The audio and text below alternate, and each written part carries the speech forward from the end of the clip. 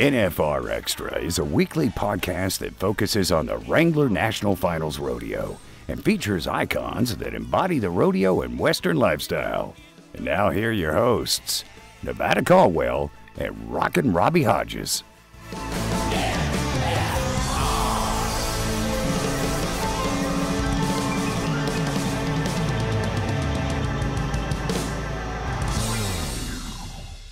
Mr. Hodges, these episodes just keep rocking and rolling. Here we are weekly, right? Weekly. Yes. Can you believe this? I thought we were going to do this a couple times a month, you know, and just I was going to call it in, and you guys fly me out here. It's amazing. Thank you, Ryan Growney and everybody out at the South Point for letting me stay there the whole time. Yep. Hospitality is always good there. Thank you. Now we get to talk to – this is sort of Champions Month. Let's just call it that. You know, I mean, we've got – This time we've got Zeke Thurston, and I'll let you try it. Haven Meged? You better get used to saying Meged, okay? No joke. In fact, I think he corrected me on again. I can't get his name right. It doesn't matter, but they got it on that check. Yeah, exactly. We're going to have to, right? Yeah, because you're going to hear a lot of it. Haven Meged, what a great kid. Yeah, I'm at short words for this guy because I don't know if you out there listening are impressed by young people and when they do things and when they're prepared and the way they do it. But to hear a kid like him and do what he's doing right now, getting after it, I mean, you kind of understand why he won and why he's won in the past. I mean, he already has a history of winning as a college kid and a high school kid. So I couldn't be any more impressed with what he shared with us, what his plans are. I'd tell you this, if I was the tie-down roper, and no matter how competitive I am, that's a guy that I know that's going to be there to kind of. He's in my rearview mirror. Yeah, absolutely. He's going to keep that bar moving higher and higher. I don't think we're not even close to done talking about that kid. No, you better get used to Meged. And I'll tell you what impressed me the most about him, MB, was he's in school. He's having some stuff with some teachers that are like, you're not going to be able to do this and that. I'll show you. Gosh, he was busy. And then to have a 21-year-old kid like that was investing money, because he said, what are you going to do with that money? You know what I'd have done? I said, like, what money? I've already spent it in Vegas on Saturday night after the last round. You know, doesn't it show you where his head is on his shoulders? Yeah, that's why he's going to be a champion. Yeah, he's a very impressive kid. Hopefully you enjoyed that conversation. And then we get all Canada on you, right? Yeah, you know, we're going to visit Zeke Thurston. I've known his dad forever, you know, in my years at the NFR, and he I know his dad's got to be so proud of him, and you know, they jaw back and forth, and we talk a little bit, I mean, a good bit about the Broncs and the stuff like that, and you know, and I like Benny. The tidbits about him and Benny Butler and sons and his dad. Big boy, right? You know, and you're going to enjoy that. But think about this: when you see Zeke, he's a very mild-mannered looking guy, very much, very easy-looking dude, easy-talking guy. Yeah, but you start to understand where this kid and his pedigree is coming from, and he's not done, obviously. Oh, no. We're going to get a few more. Yeah, I think Zeke, once again. Two's not enough. These champions that we're talking to, you know, don't want to jinx them, don't want to get in their way, but guys like Zeke. God, you don't jinx people like that. They're just going right by. You know what I mean? They're just great. And that's what's so good about this month is you're going to get to finally sit down, and none of them are cookie cutter. That's what, you know, and I don't think you're going to think this interview is either. Yeah, enjoy.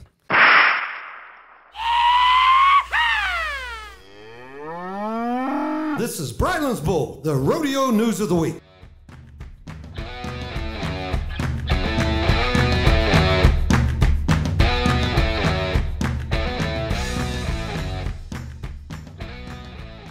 PRCA Stat of the Week. As reported in the Trinity University study, the San Antonio Stock Show and Rodeo produces an economic impact for San Antonio of more than $250 million. The 2020 Stock Show and Rodeo, which runs February 6th through the 23rd at the AT&T Center, will air on Cowboy Channel beginning February 8th. Garrett Tribble, who made the finals in 2016 and 2018, suffered a neck injury when he was bucked off of Rafter H Rodeo's left lane at the San Angelo, Texas Rodeo.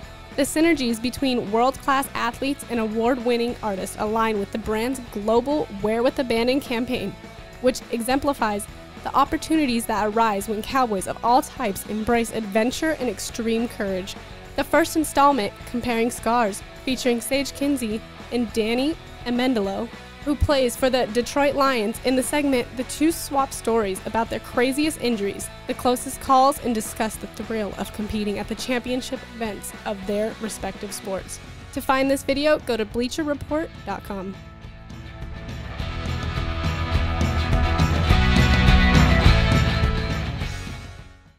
wherever you listen to the NFR Extra podcast, whether it be on iTunes, Spotify, iHeart, Google Play, or even YouTube. Hit that subscribe button so you don't miss an episode. And let us know what you think of this episode or any episode by leaving a comment. All right, Robbie. Man, these champions that we're talking to, this NFR rewind, if you will, just keeps getting a little bit different and different, right? You know, we talked to a guy by the name of Zeke Thurston, 2-time champ. Yeah. We talked to Emily Miller, right? She wasn't a champion, but she kept popping her head up there and making a run for that championship. Oh, yeah. run. Well, she's still a champ. Yeah. My gosh, 2 rounds, first time out there. Talked to a 6-time world champ, straight, Mr. Sage Kimsey. Oh, every time. You bet. And here we are, right?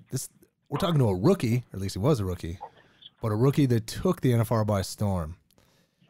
And, you know, I don't want to mess up your name, but I'm going to say it anyways. Welcome to the show, Haven Meged. How did I do with that last name? Meged. Meged. All right, okay. I knew it. I was just going to hang you out. We do that quite often here. That's what you have when you have a sports pro and a rodeo clown together, and a hot chick news girl. Yeah. She's kind of really wanting to ask you a bunch of questions, so we're gonna let her look at her. Oh, I guess I'm going first. So you currently just got out of class because we had to schedule around that. Yeah. How is college rodeo and pro rodeoing at the same time, managing that schedule? Well, I guess I did it last year, but it dang sure isn't easy having to go to the college rodeos and trying to schedule around the pro rodeos. I mean, like, for instance, I went to Kissimmee last year, and I had to fly back. I wrote my first calf and had to fly back for the college rodeo. And then after I roped, I had to fly back down there. So, I mean, it's just a never-ending process trying to figure out how to get to both deals. You know, it's hard because your coach expects you to be there, but your end goal is also to make the NFR and win a gold buckle and stuff. So it's just something you got to work around, and it's really not easy. It's a good thing our teachers are pretty reliable, and they'll work with you and stuff to try to make your schedule work while you're gone and stuff, missing school. Right. Is that an issue a lot of times with teachers? I mean, because some teachers may not be rodeo fans as much, but UNLV was not friendly for rodeo. I remember that. Who was it? Was over here and had to take classes every day and then come right at the NFR and go back? Oh, I don't know. Yeah, one of the kids back in the 90s, I remember, or early 2000s. Yeah, actually. My daughter college rodeos, and she does everything on a computer. Goody's her coach, so he pretty much lets her do all the computer stuff over at East Mississippi. So, but can you do a lot of that online? Will they let you, or are you having to, face to face? You know, I did last semester was all online, but this semester I have to go to school every day for 4 weeks, 9 to 4. Oh my gosh! So it's definitely hard, and then we got to go.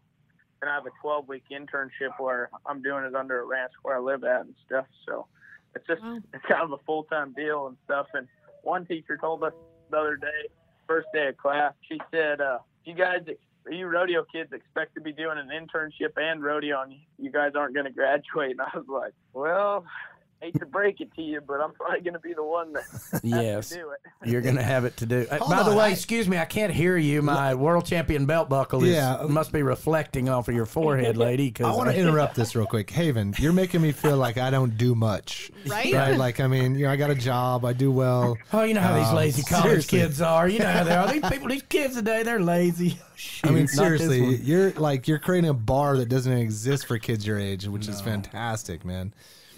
But here, let's back up to coming into the NFR. This is the part that this is an interesting story, because here you are, you're a rookie, you're a young guy, right? We're talking about college right now that you're attending, and you roll into there. What is this? 3 weeks before the NFR?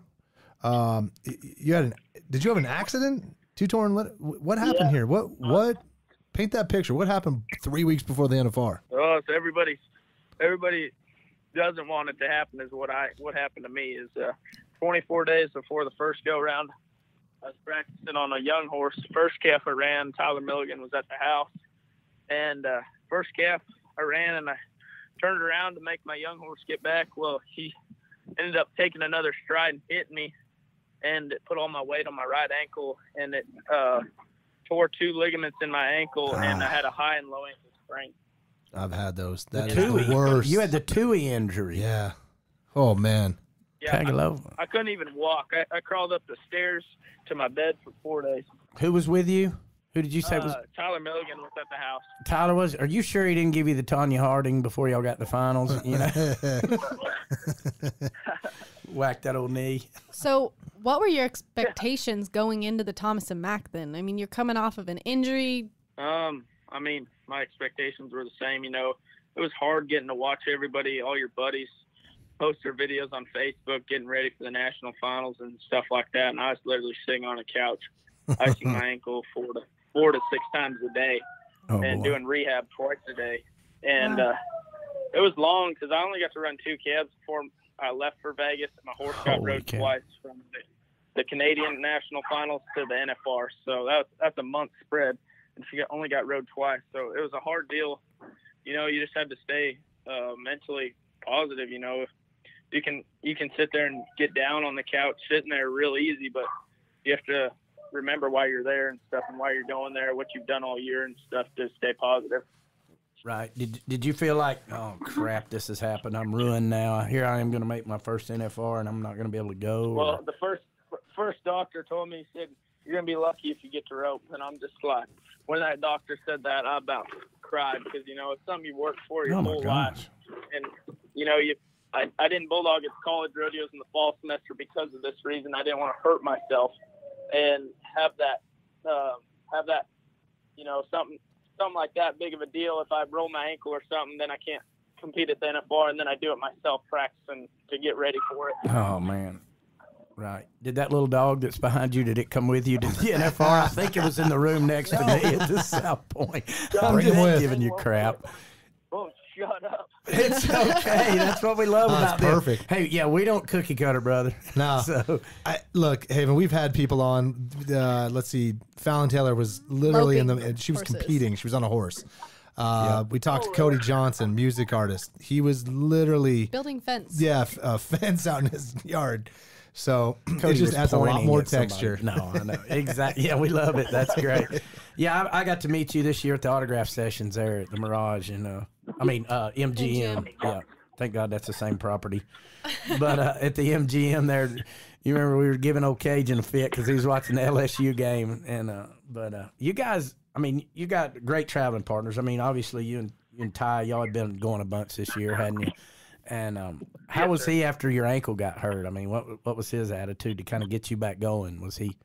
I'm sure he was supportive. Yeah, I mean, he's supportive and stuff, but nobody could do anything. It was pretty much in God's hands. You know, it was God's plan, really, if you think about it. If it wasn't for that injection I got, you know, Fred Whitfield was the guy that got me that shot, and that chiropractor, like, after I got that injection, because I couldn't walk for 4 days, when they gave me 2 injections, I could walk. Like 2 days later, I was walking pretty dang good. That had to be such a relief, though, to worry that long. 3 weeks. So yeah. So what that happened. Yeah. So Haven, what do you do, being as young as you are, still in college? What do you do with $126,000 that you pulled in during the NFR? And invest it. Nice. I invest so I have money later on down the rodeo, so I'm not a broke cowboy. Nice. You know, I want money. I invest it right now, so it's something I have later on down the road that it's going to turn around and make me money. Yeah, that's good. Will you invest cattle or land, or you just kind of? Yeah, just buying kind of, you know, quality over quantity is kind of what I've always said about everything in life. So I've been buying nice cows, and so I can sell embryos and stuff like that out of them. Attaboy. That's good, because what'd you win? What was your year-end total? 246. I wasn't sure if it was 246 or 248. Hey, that first 110,000 or whatever it took for you to get there, that's gone, isn't it? Because it's about $1.10 for $1 per point, you know, to get there. And then that 126 minus the taxes, that's what you get to keep for the year, isn't it? It's never, people think, well, my God, he won 200,000. It takes that at least to win that, doesn't it? Yeah, everybody's like, God, you made a killing this year. I said, you just don't even know what the expenses were to get there. Mm-hmm. So Yeah, people don't understand that right in the real world. I mean, some people, if they're rodeo background and stuff, they understand it, but there's a lot of people that are like, gosh, dang, I could take a loan from you. I'm like, no, actually, I probably need a loan from you. Yeah, the brokest guy in the world is 16th, isn't he? Yeah. He has a job next week. So, Literally. hey, but okay, clearly, looking at your bio and understand, and it's short right now, you're building it. How did the College National Finals Rodeo treat you here this past 2019? The College National Finals? Yeah. Oh, it was an awesome, to be able to win it, it was pretty cool. Shoot, you got the best of the best college kids there, and to be able to come out on top, it's no different than the national finals. To be able to come out on top of both of those, and they said I was one of the 4 guys in history to ever do it, and the first time event guy. It's pretty cool to have your name, on that short list and stuff, to be able to win the college finals and the world title in the same year. Wow, that is amazing. See, we were going to say that, but it was really nice hearing you say it. Absolutely, it was. Were you pretty sure you had the finals made by that's early in the year, What is it, June? Yes. So, Yeah. where were you setting? Because that's a little bit of an intimidation factor for everybody else also, is, hey, this guy's fixing to make the freaking NFR and I got a rope against And he him. wins. Yeah. How close were you back then? I think I was 5th, but I didn't have it made. I had maybe 52,001 or something like that. Right. And then 2 weeks after that, over the 4th of July, I had one of the worst 4th of July you could ever thought. I won $860 or something over the 4th of July out of 20 rodeos. Oh, geez. Yeah, I about went home. I was over rodeo, and I actually did go home for 3 days and went and checked cows and put my horse up and didn't touch a rope or anything. And when I left for the next week rodeos, the next 2 weeks, my dad told me, he said, take one calf by one and take care of business. You're out there for a reason. Nice. Yeah, hence that $110,000 that everybody thinks you had in your pocket. That I promise you that $800 didn't cover your 2 days worth of fees and fuel, did it? So there you go, folks. There's your answer. That is amazing. God, you snuck up there pretty good though. Yeah, You he had did. 50,000, Right. and then the 4th you had $50,850 that made the NFR. You must have had one hell of a fall. Yeah, after that, actually the first rodeo back after the 4th of July, when my dad said that I had the best calf and I really didn't know it. They didn't have a whole lot of information on him, and shoot, I broke the barrier and I was just like, oh God, it's just hard. And then I didn't draw good at Colorado Springs, and then after that, it finally turned around. And I started drawing stuff, and heck, it shot off from there. Yeah, I remember at Colorado Springs, me and Boyd had a bet. We were doing the old 9 seconds and under bet. So you owe me a steak because I lost. I had you. It wasn't your fault. You didn't have Bring me a better calf, and I would have done better. I promise. I know. I think I said something about his kicking SOB. I think it was. I'll tell you what here. Listen to Haven. So we've gotten to interview quite a few folks, right? And definitely world champions. Sure. Guys like Trevor Brazil, my fave, the Beeves, Joe Yeah. Beaver. And you're off to a pretty good start here, Haven. It's not just because of we're talking that you're a champion ×2 in 1 year, one college, one pro, but it's how you carry yourself. Just the answer of what'd you do with your money? You're like, I'm investing, man. You got a young championship mindset already. At 25, yes, Yeah. he does. I would say that the tie down world has I know Trevor just stepped down, but geez, man, it sounds like there's another guy that might be stepping in the way. There's of a it. few more gold buckles in his future, to say the least. Yeah, and you'll be able to afford to go. I'm proud to hear that. Yeah. So what are your plans for this year, 2020? What do you got going on? You healed up from the ankle. You got a gold buckle. What's going on for 2020? Do it again. That's the plan, is to try to do what Trevor Brazil does, go back and try to win more gold buckles and set new records and stuff like that. I I'm gonna enter the steer open a little bit, and I'm gonna head up in Canada and stuff. So, you know, I want to be I want to win the all around. That's something I really want to set myself up towards. And, you know, I feel like I got a great team of horses right now and stuff like that. I got good young calf horses that'll be able to split runs up on my good mare and stuff. And my big black gelding, he'll be back for the summer. I can't wait to have him back. So I feel like I have a great team of horses, and it's going to help me out throughout the year where I don't have to just haul one horse, and then I can compete in the steer open and stuff like that. Right. Well, would you do us all a favor, though, about November? Would you not try to back to slack off of him, please? Because I don't think you can handle that twice. No ankle injuries. Hell, I don't know. It may work for him. It may come over and whack your ankle right before the NFR. But Yeah. let's rewind back to NFR a little bit. Consistency. How did you manage to keep your mentality the whole time of this event? I mean, there was so much going on your first finals.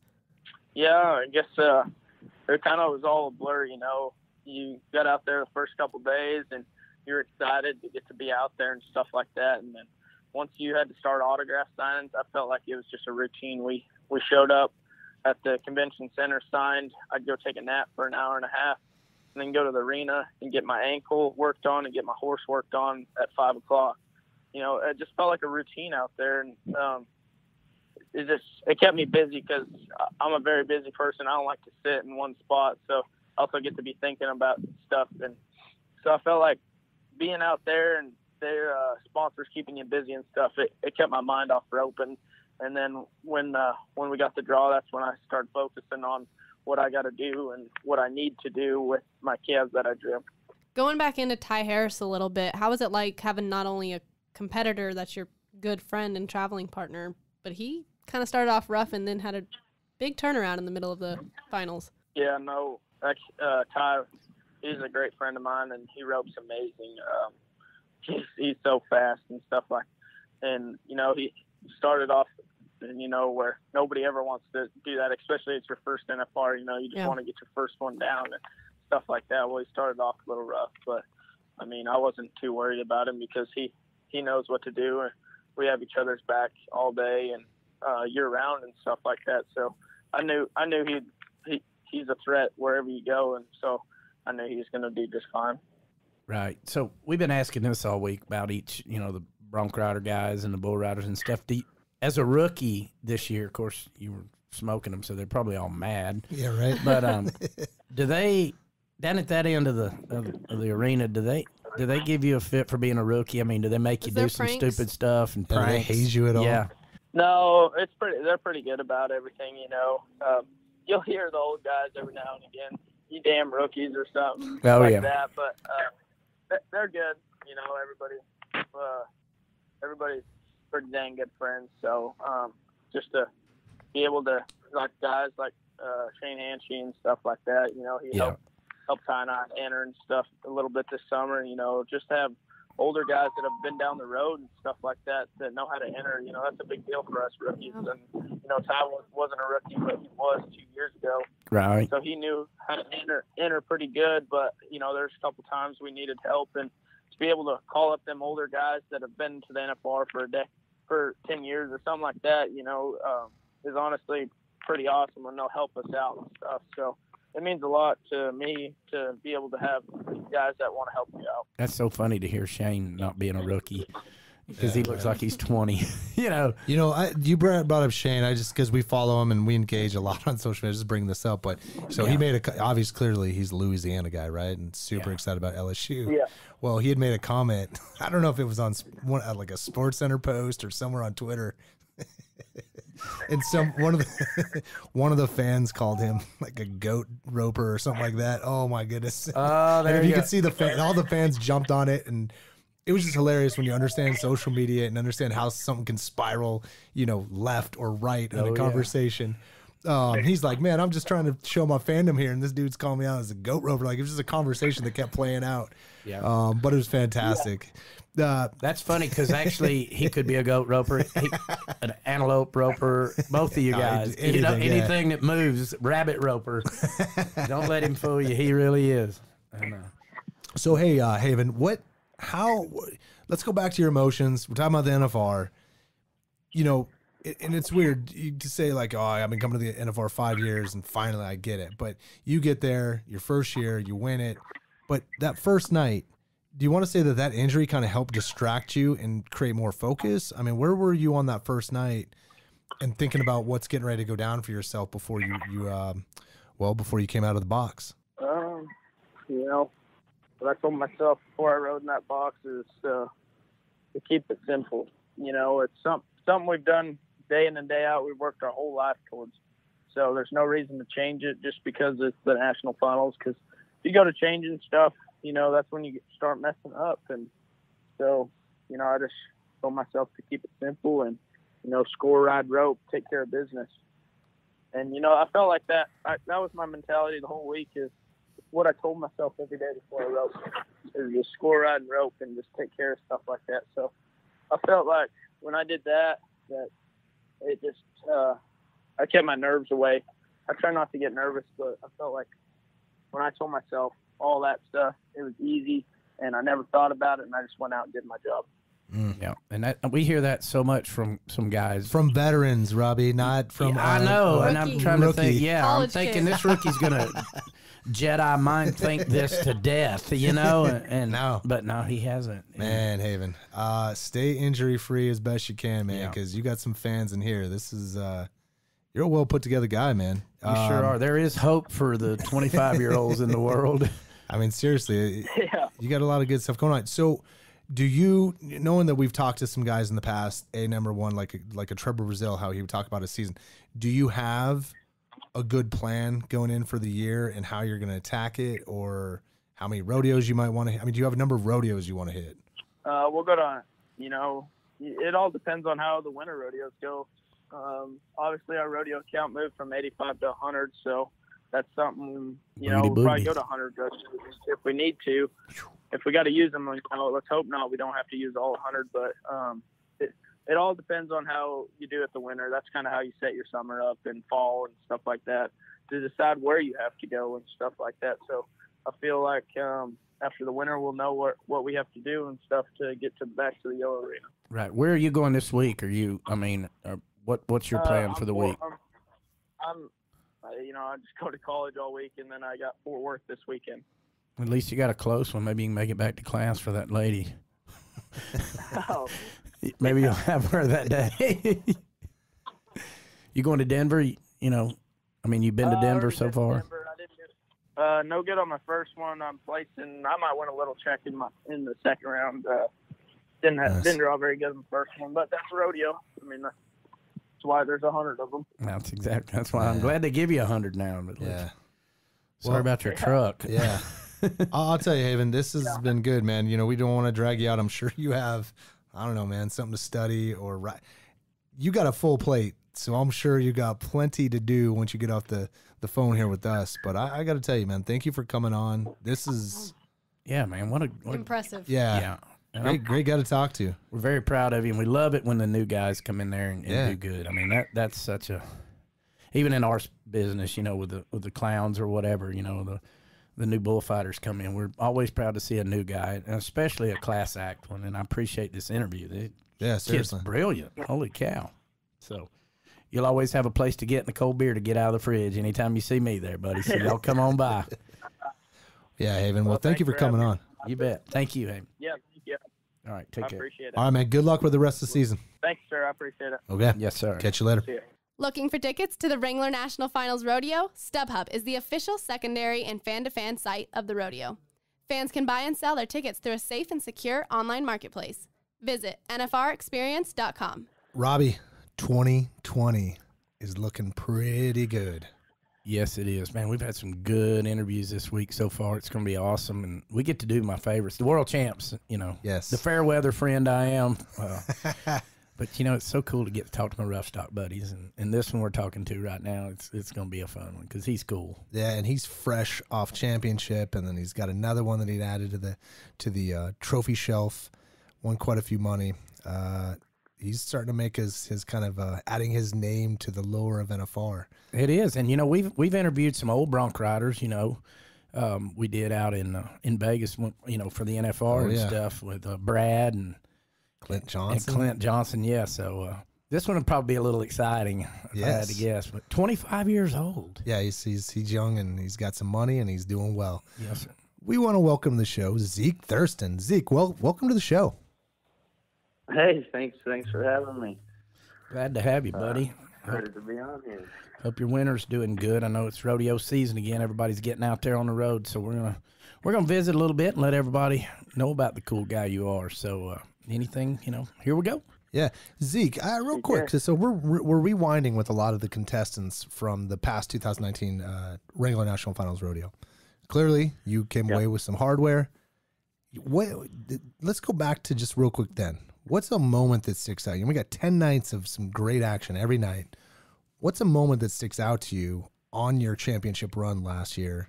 What's something that sticks out to you? Oh, I mean, I would probably have to say the ninth round was, for me it kind of stands out a little more, just because I won that round and I had a horse that doesn't get rode very often and gets a lot of guys down, so can't check your spur out and just really bucks a good horse and I kind of had to step up to the plate and do something big to kind of set myself far enough ahead that they couldn't get me and I did. I won the round and that was just pretty cool because it's one of them deals when there's a lot of pressure on the line or it's there's a lot riding on something and you gotta go out there and let it all hang out and that's what I did and that's the way it worked out. Well, for those that are rodeo fans, and saddle bronc fans, what horse was that? Sunglow, Kirsten or Volt Rodeo. Oh yeah, nice. Sunglow, been in the finals in the bareback riding and the bronc riding. Yes, sir. I remember. Just a really good horse. You ain't kidding. I bet she smacked you on the old back, didn't you, when you got over? Good job. I can hear her right now. Yeah, they were pretty excited. Yeah, did you give her the bottle of Pendleton or not? Or did you keep it? Yeah, well, they get their own. I don't care. I bet she wanted to keep it, too. She's fun. Yeah. So, Zeke, you're a two-time world champion. How does it, and this is a conversation Robbie have been having with a lot of, let's just call it multiple champions, not anyone that just won once. We ain't got time for them, right? We got to talk to ones that we got to have two or more, otherwise we'll talk to you. But anyways, they've always talked about each run is different. Us kind of this folks on the sidelines just assume what goes through your head and everything, that it's all the same. What was the difference between where you were back in 16 and where you were 19? Did they feel the same? I mean, give us a little compare and contrast of like how those went down, and were they similar, or did you feel it when you did like you did in 16? Yeah. Like the end result's the same, I guess, but both mine are completely opposite, really. In 16, I had a good year. I come in in the top 4, I think, right, in the world, and I had a good finals. But there was a couple guys ahead of me that were quite a ways ahead of me, and coming to the 10th round, I basically, if I had a nice horse and stuff and coming into the 10th round, like I was gonna end up second in the world, but there was quite a few things that were gonna have to go my way. There was one or two guys needed to get no scores, and then I had to be enough points in the round to place to win enough money, and also be a high enough score to pass another guy in the average. And so it was just one of them deals. Like it didn't really dawn on me that it was going to happen, and it did. And I kind of come from behind, and like in the pre-show that year, I don't even think they were talking about me having a chance to win it.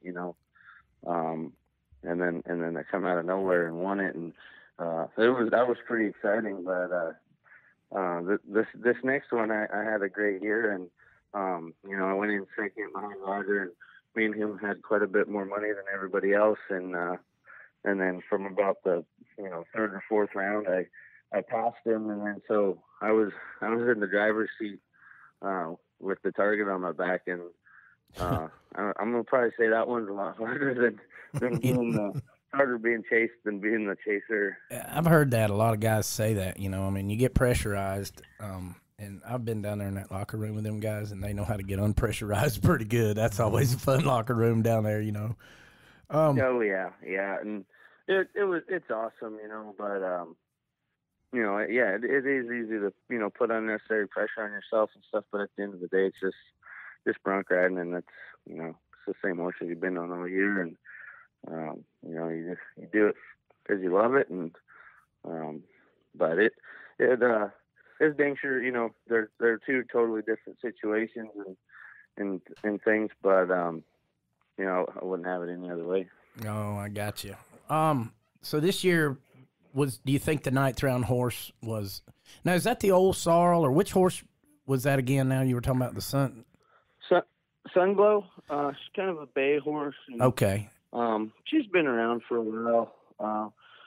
You know, they don't bucket a lot throughout the year. It kind of gets minimal 8 trips or whatever, but every time it is out, like it bucks hard and bucks. You know, that's I think that was a eliminator round or semi-eliminator round, and like there's a reason they're in there, you know, and right. What was your other eliminator horse? I guess that was that 4th round or 3rd. What round they do? I know the bareback ride. Second round was an eliminator round, and then dang, they clean y'all up early. Yeah. What was it you got? Absolutely. What horse did you break have? An egg in you. Yeah, go ahead and get that out of the way. And that's a mean pin. No, the first eliminator round I had, I had one of Pete Carr's Old Town Road, and I got a no score. And then in the, I don't even remember what I had in the 4th round. Somewhere in there, around 7. I think that might have been the eliminator round or semi-eliminator round, whatever. It would have been semi-eliminator round. Maybe I had Get Smart, the bucking horse of the world. Yeah. And I won the round on her or him. And then I won the first round, which was just a nice round, and then for the nice horses, and then won the 7th round on Get Smart and won the 9th round on Sunglow. Oh, that's cool. You know, we were talking to some of the old, you know, we all have our heroes, and, you know, of course I have mine in the clown barrel, but like the bull riding heroes and bronc riding heroes, who were some of the guys that, you know, like when you used to watch the old Heston tapes or the old NFR, because we all have those VHS tapes. You probably don't. You probably got them on DVD now at 25, but who was always the guys? When I was little, your dad. My grandma, she would record them and then put them on a VHS. Right. Because we didn't have TV, you know, and she'd mail them to us. Oh, that's so cool. Yeah. Who was your favorite? Growing up, I can't remember not, you know, loving rodeo. Like every event, it didn't matter what it was, and you know. But as far as the bronc riding, like my dad, he had a great career, and yes, he did. You know, went to the NFR 6 times. Every little kid looks up to their dad, and then he got to go through the era of, you know, he rode with Clint Johnsons and the Tom Murrays and Art Bowers, and you know, to have, you know, the guys like that be your dad's friend is, you know, you can't help but look up to them. How was that getting them cool guys to come pick you up from school? Yeah, it's awesome. It's you know, it's one of the coolest things you'll ever get, you know, because when you're that young, and you know, and I see it now with the other kids, but I mean, to me, those guys are Superman, you know, and oh gosh, yeah. You know, to get to be around them, you know, I was just fortunate enough to have a dad that rodeoed and knows what it takes, and you know, kind of what the effort and the behind the scenes time that goes into it, and you know, I just a lot of people don't get that, and I was lucky enough to have that. But oh yeah, well, see, that's so funny. Like I'm talking about, you know, coming to get you out of school or checking you out so you go to the rodeo. I bet they told Billy, said, "Son, you can't have him. Get back in class." Because you know he's all 4'6". Sosby used to tell me, Cody Sosby, great barrel man, he used to be so thrilled when he was in Fort Smith that Denny Flynn used to come check him out of school when they needed to go somewhere, and he was always staying around there getting him, and that was always so much fun to have a hero like that. and to get him out of Oh, school. for sure. Heck yeah. Where did you go to high school? I mean, where were you in Nebraska? Or We where? grew up in Canada. No, we grew Oh, up. My Canadian, mom's eh? from Canada. My dad's from Nebraska. Right. So we Yeah, I knew grew your up dad in, was. in Canada. Yeah. We grew up there, and so I went to school in our little hometown there, Big Valley, Mm-hmm. and from kindergarten to ninth grade, I guess, and it's maybe has 100 kids in it, and then Wow. from there we had to bus to a bigger town. Zeke, but is it different? Like, so Canada, all right, you're a Canadian. Fans are crazy about you guys, by the way. You know, any Canadian wins during the NFR on social media, there is a pouring about, like, just constant outcry of like their fandom of you guys. Do you feel that? I mean, where do you feel that on the social media? Do they reach out to you? Do the Canadian fans? I mean, do you have a connection there, or is it just something that just it's kind of there, just like any other rodeo fan? No, like you definitely notice it because it's I always say like you're riding for representing the whole country instead of just the state or something, and to be able to go down there and do that on the big stage, it's pretty special. And then to have the me, Jake, and Dawson all travel together, all three from Canada, and then to have us all, just to make the NFR is one thing, and then between the three of us, we win 6 out of the 10 rounds, and won over 400,000 between the three of us. That's pretty special. That's a nice van load home, ain't it? But I'm not kidding. Like, Robbie, I know you don't see this on the social media site for us Sure. very far, but any Canadian, and definitely when Zeke, and he's won in 16 and 19. Well, he's a good boy too. Everybody Absolutely. likes him. Hell But yeah. like the fans let us know he's Canadian. Canada's won. What's up? I mean, I'm not kidding. It's cool. It's just a lot of pride.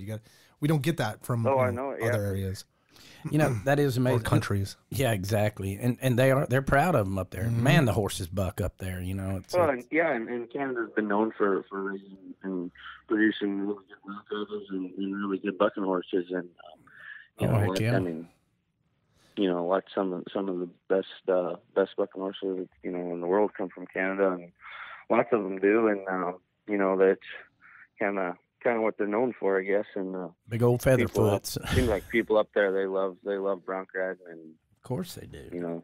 Y'all made first it on. bronc matches and everything like that were held in Canada, and things like that. So it's bronc riding territory, and they like it. Right. So you've been to 5 NFRs, 2 world championships. We asked this to Sage just today. I know we've lost Wade out of there this year, and he was the wild one in that bunch, and the fun and doing all the stuff. Not saying y'all are awesome too. I love doing our autograph sessions with y'all. I always laugh. Two knuckleheads, but we have a good time doing that, by the way, don't we?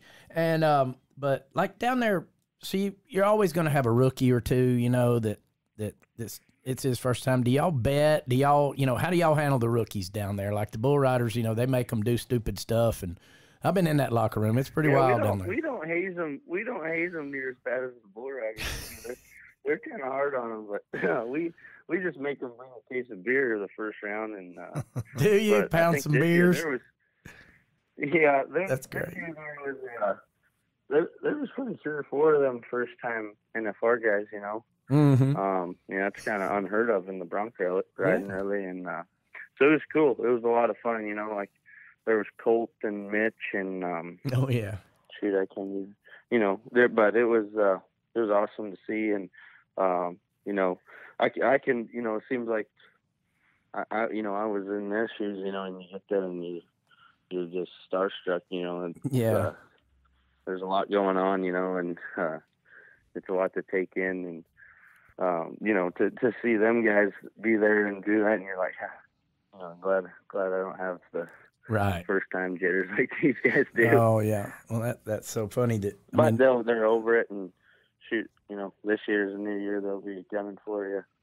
Yeah, they will, and then they'll remember what you did in the locker room, won't they? But you got to understand that locker room that's where all the jitters are knocked out, or yeah, and the guys like Skeet and them guys and back, they used to do, and now with Zeke, they always used to, I used to hear these stories about them hiding their saddles, or and Oh yeah, they'll still hide your boots on 20 Yeah. minutes before you get to go in the saddle of your horse, and you can't press your boot or something, spur, you're losing your mind. And Yeah. It's a little easier than on the bareback if it was riding. any other rodeo, nobody would worry about it. But Yeah, why here? So, Zeke, clearly you've had some fun in Vegas for the past 5 years. What does Vegas mean to you? You know, you coming away with 2 championships. What does Vegas mean to you now, prior to when you won in 2016? Does it have a different meaning to you?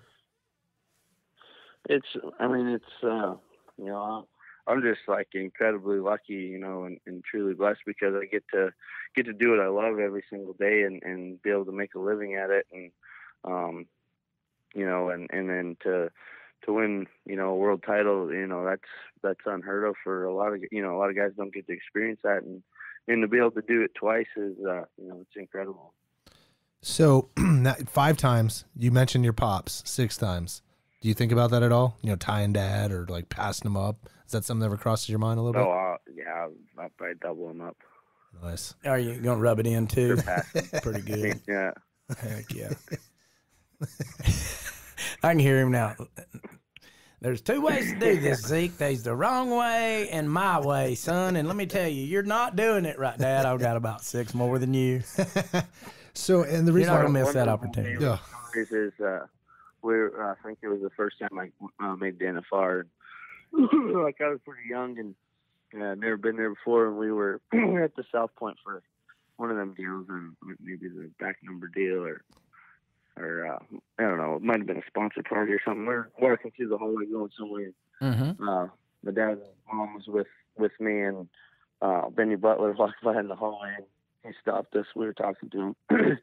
He shaking my dad's hand, and he said, "Skeeter, man, you're a hell of a boy here." He said, I can't throw him off. I used to throw you off all the time." My dad said, "Well, yeah, Benny, that's because that's back when you had something to buck." Oh, boy. Hey, big boy. Shut Hey, him big up. boy. He didn't know what to say. He started stuttering. It was funny. Gosh. Big boy, let me tell you right now, Oh, big that's boy. fantastic. Yeah. That's him. Speaking of old Benny, have you had the distinct pleasure of Killer Bee yet? I've been on Killer Bee twice. You know, I had it there in Tucson. Oh, yeah. And set the Xena record over there. Oh. And then I had her again at the NFR, and she bucked me off at 7.9 on the clock, and Oh, man. to be a lot. Yeah, they'd had to call over and get more But points. I've been on her twice.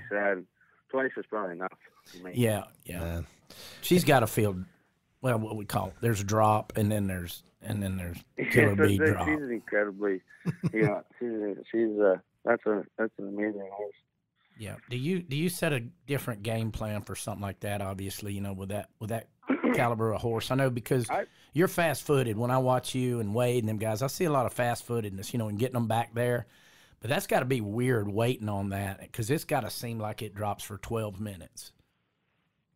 Yeah, like for her, like she, you know, the last time I got on her, or when I had her there in Vegas, she bucked me off the whistle, and like really, like I just my plan was just to get her spurred out and then just get rolling, and I did, and I started her. It was going awesome. It was feeling really good, but she was dang sure bucking and dropping out of there, and she kept picking her head up a little higher every jump, and that's she finally kind of run me out the back, and I lost the stirrup, but. You know, that's them kind of horses. There's just no breaks. You just wide open. Did you get a smack on the back? Hey, big boy, good job. Well, no, the first time I had her was one of my favorite stories too, because I went to Tucson and made the short round, and then I had her. I didn't sleep a wink the night before, whatever, and Benny didn't know who I was because it was my first, my rookie year or whatever. And I think he kind of, you know, put the 2 and 2 together that Skeeter was my dad or whatever. But he thought there was no way that I'd ever ride that horse. And, so he you know, he came up to me. He's like, bear down now, son. This horse is the real deal, you know. I was like, Sort of something like that. Trust me. Trust me, I know. But I know. She dang sure she bucked really hard. I rode her. I was 90 something, and Nice. Yeah, set an arena record, won Tucson and all that. But yeah, it was pretty cool just because Benny, you could tell there he was like, there's no way this kid's gonna No. Hey, in a rotor, and he was quite impressed. Zeke, being from Canada, where's a good place you like to rodeo in the States besides Vegas and the NFR? Where's another good hot? I mean, it's not your favorite, but like, what's another hot spot you like to rodeo at?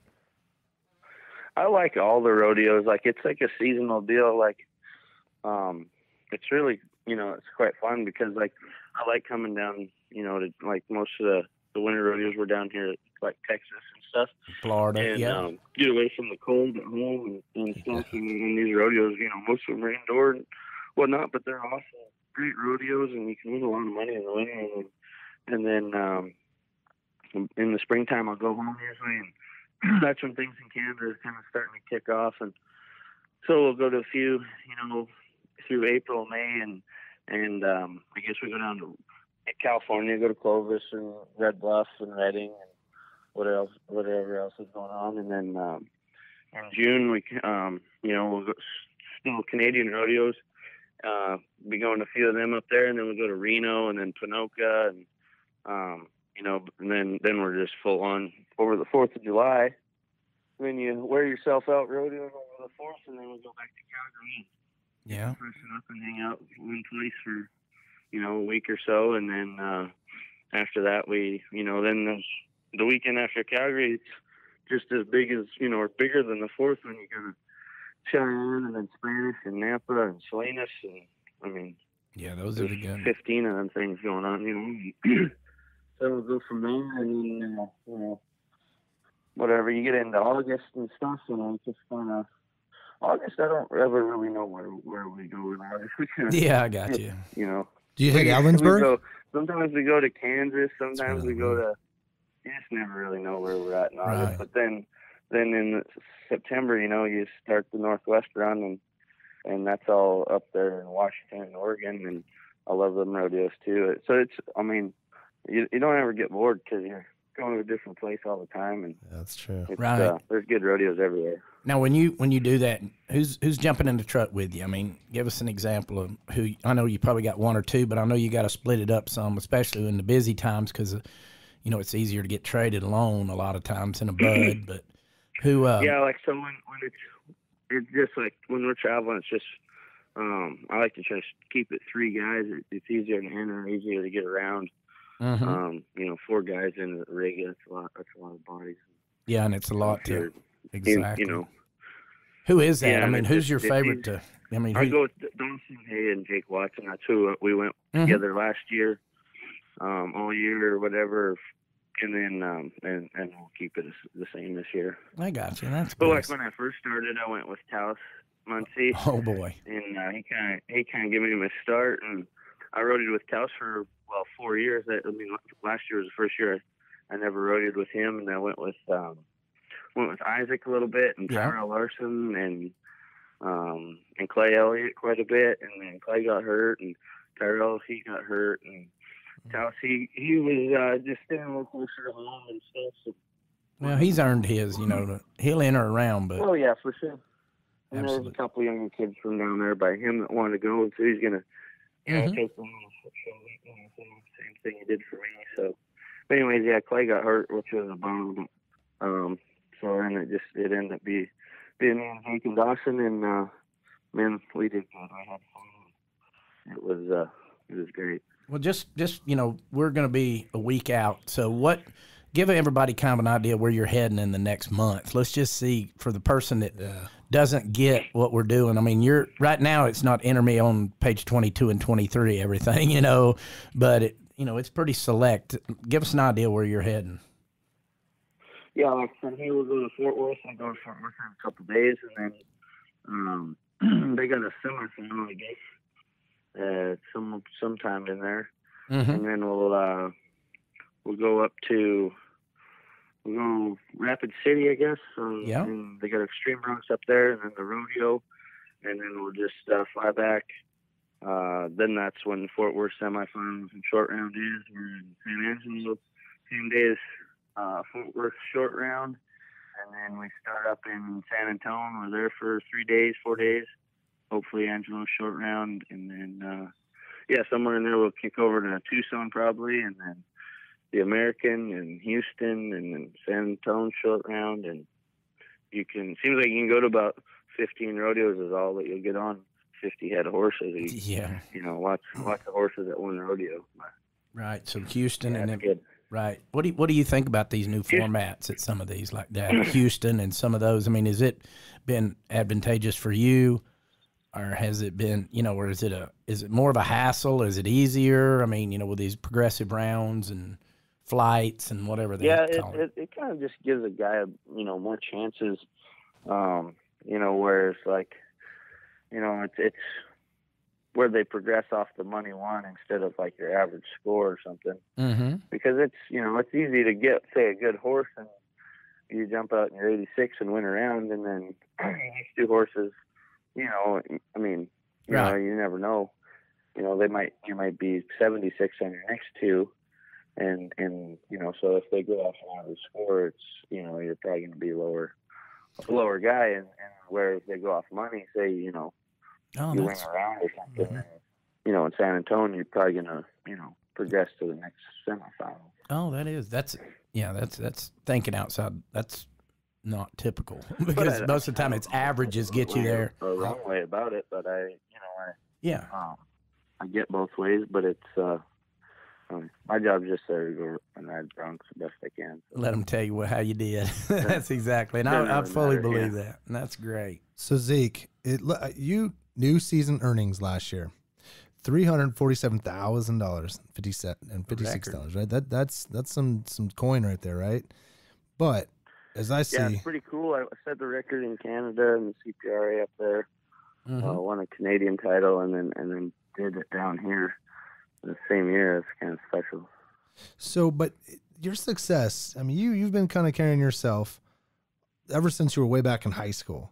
Yeah, 3-time qualifier for the national high school finals, and then a qualifier for the college national finals.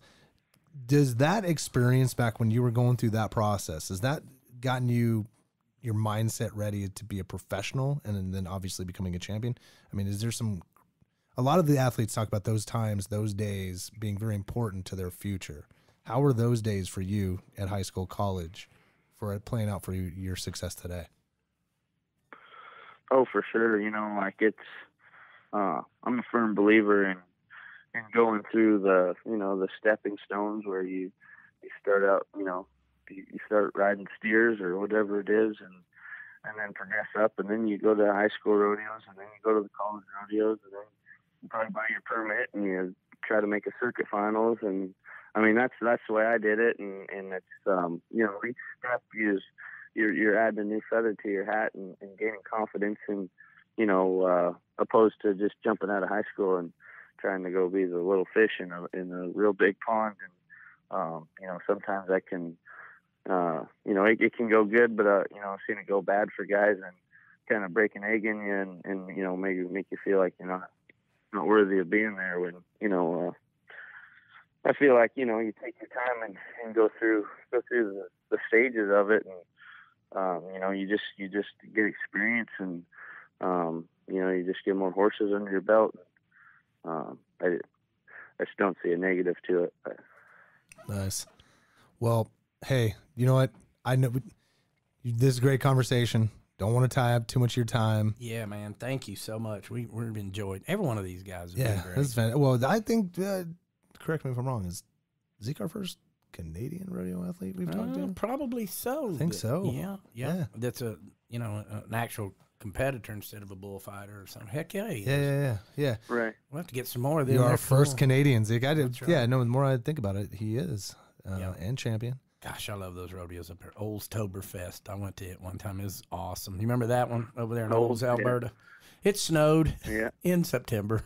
Yeah, that's not surprising. Gosh, but who cares? It was so much fun. It was like a hockey game outside, which he was talking about going up there in the spring, and I was like, August? Is that when y'all call it spring?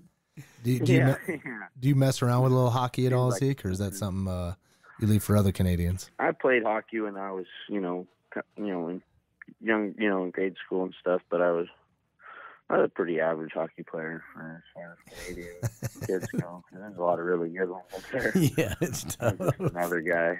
Yeah, exactly. Well, we've definitely gotten the Canadian hockey bug down here in Vegas with the Knights and everything else that's happened. It's been pretty awesome, Man, actually. it took off. We got huge in a hurry. Yes. And they're awesome. Yeah. I love them. Yeah, no, it's It's a great fantastic. experiencing team. No, Yeah. very good. And Yes, they indeed. done okay. Yeah, Yeah, they're all right. man, thank you so much. And I'm sure we'll see you out on the trail. You know, you always got a place to stay. If you ever need that couch, is always there for you guys. So anytime. Great. Appreciate it. You Really bet. do. Thanks Yeah. for having me on here. You bet. And thanks for It's just, awesome. yeah. And I love the autographs for them guys. The old Bronc riders are fun. Golly, they're so fun. So well, give us a holler, buddy, and we'll group see of you on the guys. trail. They really are. You Heck bet. yeah.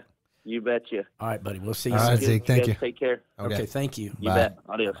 Thanks for listening to the NFR Extra podcast, and make sure to give us a rating and review on wherever you listen to NFR Extra. For more information regarding the Wrangler National Finals Rodeo, visit nfrexperience.com and follow Las Vegas NFR on Facebook, Twitter, Instagram, or YouTube. NFR Extra, All dirt. all rodeo. All year. Gotta make it out to Vegas.